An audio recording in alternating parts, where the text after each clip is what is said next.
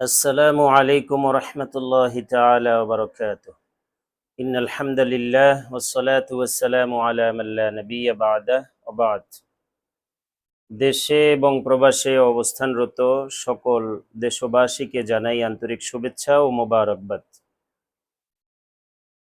সুদূরে অবস্থানরত সকল প্রবাসীদের জন্য শুভকামনা, তাদের জন্য আন্তরিকভাবে দোয়া এবং তাদের জন্য মোবারকবাদ। আল্লাহ তাআলা তাদের সুস্থতা এবং ঈমান ও আমলের সাথে বেঁচে থাকার তৌফিক দান করুন। প্রিয় ভিউয়ার্স, আজকে কথা বলবো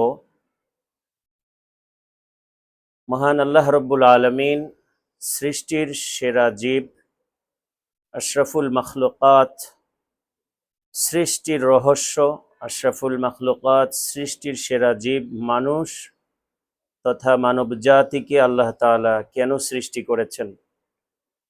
আমরা সকলেই জানি যে আল্লাহ সুবহানাহু ওয়া তাআলা পৃথিবী সৃষ্টির পর থেকে নিয়ে অসংখ্য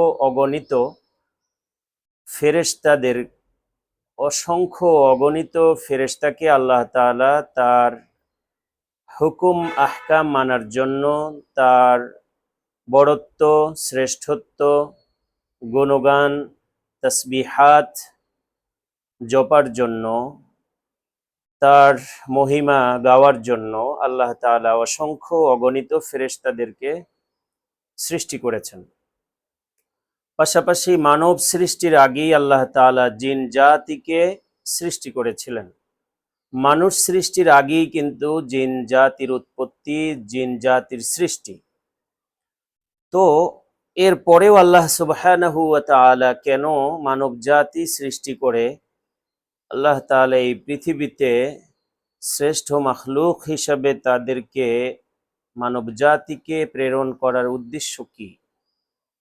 কেনই বা তিনি এত কিছুর পরেও তার মহিমা, গুণকীর্তন, তার তাসবিহাত, তার প্রশংসা, তার হুকুম আহকাম মানার পরেও কেন তিনি ভিন্ন একটি জাতি, যেই জাতি পৃথিবীতে যেমন ভালো হবে তেমন মন্দ হবে, যেমন জান্নাতি হবে তেমন জাহান্নামী হবে, এই এমন এক জাতিকে আল্লাহ তাআলা কেন সৃষ্টি করতে চাইলেন?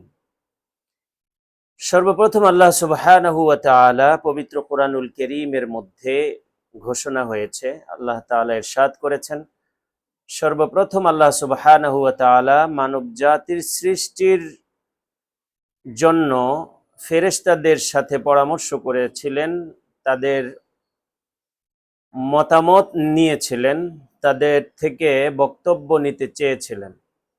সেই বক্তব্যে তারা এক বাক্যেই মানব জাতির সৃষ্টিকে উপেক্ষা করে তারা মানব জাতি সৃষ্টির বিপক্ষে তারা মত দিয়েছিল। এবং আল্লাহ সুবহানাহু ওয়া তাআলা সেই বিষয়গুলো রেকর্ড করে রেখেছেন। সূরা বাকারার মধ্যে আল্লাহ সুবহানাহু ওয়া তাআলা ইরশাদ করছেন, ওয়া ইয ক্বালা রাব্বুকা লিল মালাইকাতি ইন্নী জাইলুন ফিল আরদি খলিফা। মহান আল্লাহ সুবহানাহু ওয়া তাআলা ঘোষণা করছেন, ওই সময়কে স্মরণ করুন যখন মহান রব, আপনার মহান প্রতিপালক ফেরেশতাদের সামনে কথা পেশ করেছিলেন, ইন্নী জাইলুন ফিল আরদি খলিফা, আমি জমিনে প্রতিনিধি সৃষ্টি করব, নিশ্চয়ই আমি এই পৃথিবীতে একদল প্রতিনিধি আমি সৃষ্টি করব।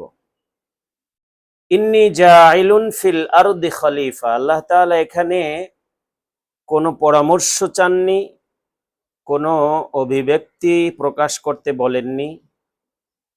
তিনি নিজেই ইরশাদ করছেন, ইন্নী, নিশ্চয়ই আমি জমিনের মধ্যে জাইলুন, আমি সৃষ্টি করব, খলিফা, আমার প্রতিনিধি আমি সৃষ্টি করব। তো ক্বালু আতাজআলু ফীহা মান ইউফসিদু ফীহা ওয়া ইয়াসফিকুদ দিমা, ফেরেশতারা বলেছিল, আতাজআলু ফীহা, আপনি এই পৃথিবীতে এমন এক জাতি সৃষ্টি করবেন, ইউফসিদু ফীহা মান ইউফসিদু ফীহা, যারা জমিনের মধ্যে ফাসাদ সৃষ্টি করবে, তারা বিপর্যয় ঘটাবে।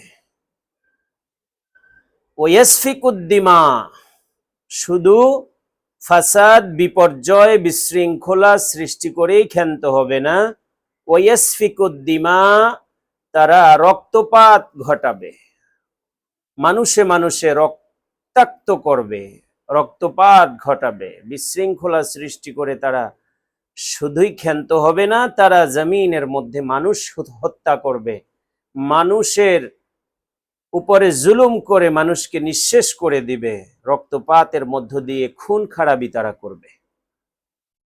ওয়ানাহনু নুসাব্বিহু বিহামদিকা ওয়া নুকদ্দিসু লাক, আল্লাহ সুবহানাহু ওয়া তাআলা ইরশাদ করছেন, অথচ ফেরেশতাদের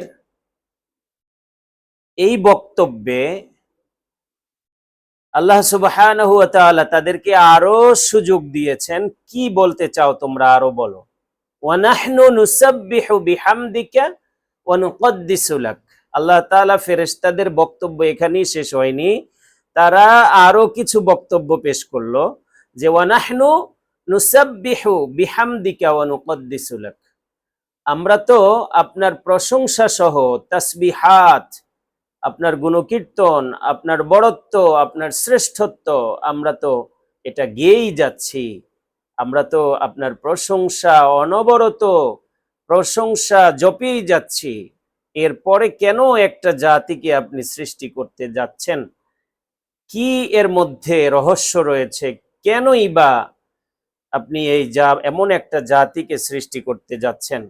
আল্লাহ সুবহানাহু ওয়া তাআলা তিনি বললেন, ক্বালা ইন্নী আ'লামু মা লা তা'লামুন, নিশ্চয়ই আমি যা জানি তোমরা তা জানো না।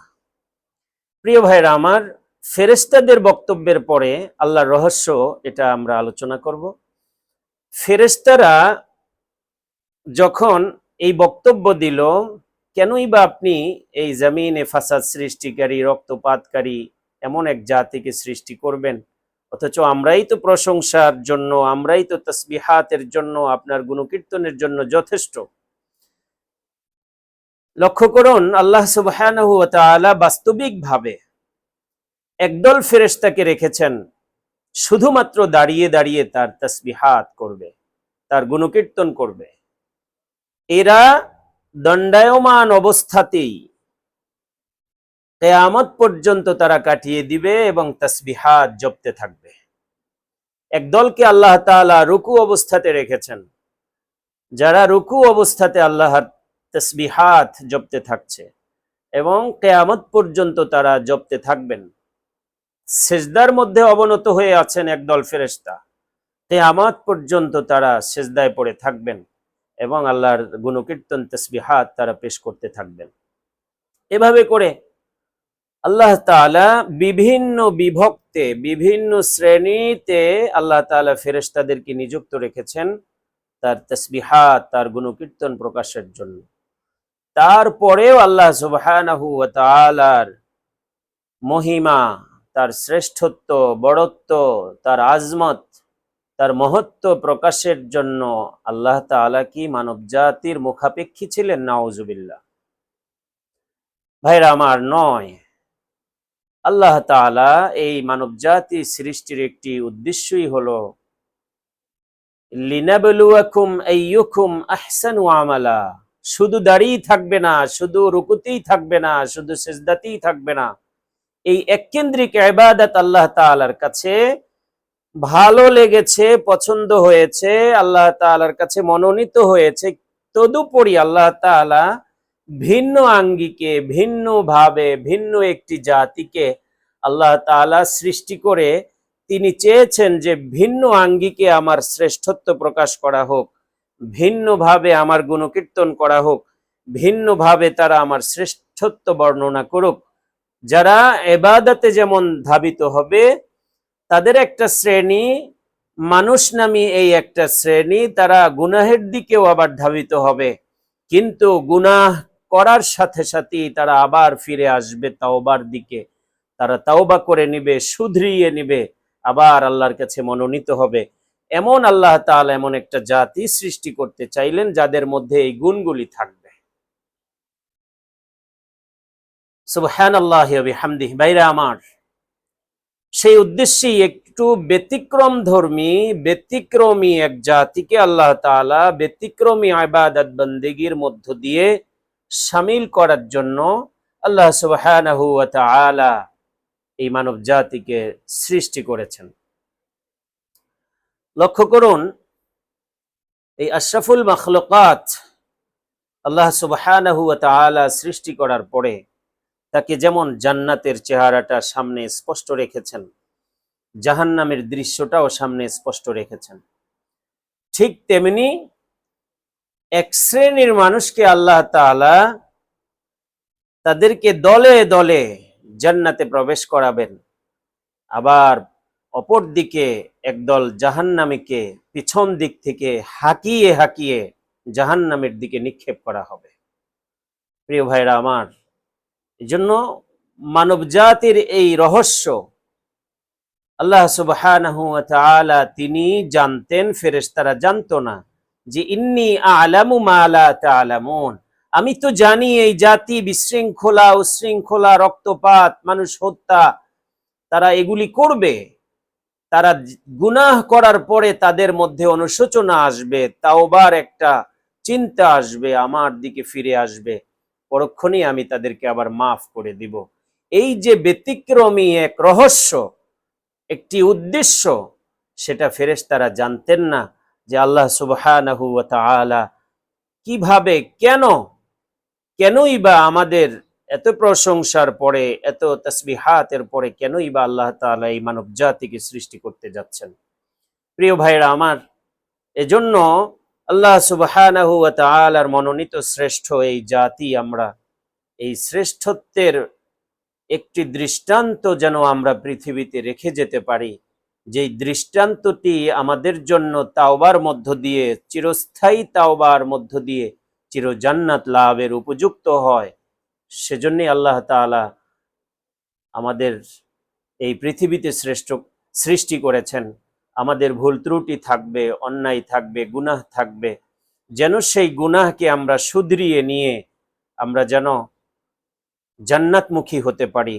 আল্লাহ সুবহানাহু ওয়া তাআলা সেই জাহান্নামীদের কাতারে ওয়ালাকাদ যারানা লিজাহান্নামা কাসীরাম মিনাল জিন্নি ওয়াল ইনস, আল্লাহ তাআলা দুটি জাতির একটি বিশাল অংশ, জিন জাতি এবং মানব জাতির একটি বিশাল অংশকে, বিশাল একটি দলকে আল্লাহ তাআলা জাহান্নামের জন্য প্রস্তুত করেছেন। সেই দলভুক্ত যেন আমরা না হই। আল্লাহ সুবহানাহু ওয়া তাআলা আমাদেরকে তৌফিক দান করুন, ঈমান ও আমলের সাথে সার্বক্ষণিক ঈমানি হালাতে থাকার তৌফিক নসিব করে দিন।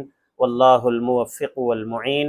আসসালামু আলাইকুম ওয়া রাহমাতুল্লাহি ওয়া বারাকাতুহু।